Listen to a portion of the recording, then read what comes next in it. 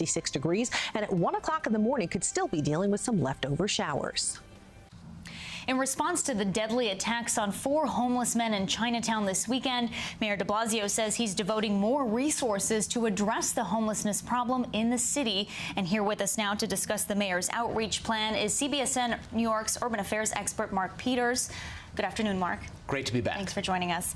So let's dive right in. This morning, Commissioner Stephen Banks said, quote, never again, and that his Department of Homeless Services will double down their efforts to deal with the crisis. What's your reaction to that? Well, Steve Banks is a very talented, accomplished official, but he's got a limited amount that he can work with. So when he says never again and says that they are going to provide more outreach services, the problem is outreach services to what?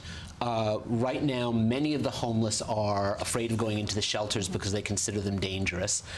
Supportive housing, we don't have enough of it. In fact, according to numbers that CBSN New York obtained just today, of the 20,000 units of supportive housing that the governor pledged in 2016 to build over 15 years, only 5,400 have been budgeted for, and only 1,400 have actually been built. And those are numbers that CBSN New York got just today. So Steve Banks's problem is, even if you do the outreach, you don't have places for these folks necessarily to go. The supportive housing, I should note, is really not something Steve Banks does. That's the governor who has to fund and build that. And the mayor says part of the plan is adding police presence. Is that the answer, and can police prevent this kind of attack from happening? Well, that's not really the answer. I mean, yes, in some instances, some additional police are certainly useful, but that's really sort of trying to deal with it after the problem has happened. What we've seen with this tragic incident is sort of the convergence of 3 different systemic problems, and more police on the street alone won't fix them. The first is a failure to deal with the rising homeless population. The city, for example, was supposed to by now have opened 40 new shelters. They've opened only half that number. The second is a failure to deal with mental health services and getting through the various city programs, Thrive New York and otherwise. The city has simply failed to get mental health services to people who need them. And the third is we're now getting details, and we should be clear, we're going to learn more as we go on, and this may change, but we're now learning that the perpetrator here had been arrested for violent acts several times before and then released. So those 3 problems, a problem with the criminal justice system, a failure to deal with the homeless crisis, and a failure to deal with mental health problems, all converged into a real tragedy on Friday night. Police say that their hands are tied as far as dealing with some of these problems. Is that true? And what resources do they have to get help for these people? Well, the police do have some resources, and this is something that CBS has covered before and we've talked about before. The police are often not the best response to people with mental health crises.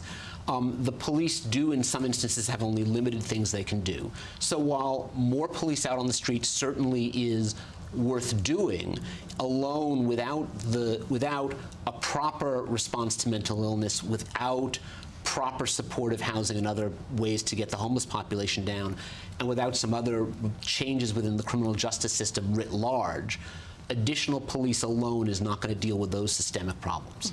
And as far as systemic problems, and you already mentioned it, but Randy Santos, we're hearing, had multiple issues. How should cases like his be handled? Well, there are several things. First, when somebody has multiple arrests for a violent crime, at some point, somebody needs to step in, and we don't know yet whether somebody tried to do this, so we need to be careful not to jump to conclusions yet. But when somebody has multiple arrests for violent crimes, at some point, someone needs to step in and say, 1, is this somebody who needs mental health services that should be court-ordered, either via Kendra's law or otherwise? 2, is this simply somebody who is a danger to society who needs to be confined? We don't know yet whether the law enforcement system tried to do this and wasn't able to, or didn't try to do this. That's what we'll learn in the coming weeks. But clearly, there were lots of warning signs here. that should have allowed us to do something. You've mentioned the shelters. A lot of the homeless say that they're afraid of them. What can the city do right now to make them more appealing? Right. So the shelter system, many of the homeless are in fact afraid to go into them. There really are huge problems with them. When I was the commissioner of the Department of Investigation, we did several investigations that found real safety problems in the shelters. I know Steve Banks has said that they are making changes, but we don't know yet whether those changes have taken hold. What needs to happen is, one, there needs to be real changes to improve safety in the shelters, and then two, they need to begin to get the word out to the homeless population that they've made those changes. Because right now, a lot of homeless people, rightfully so, are afraid to go into the shelters.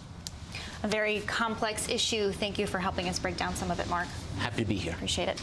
And we'll have another check of our forecast when we come back.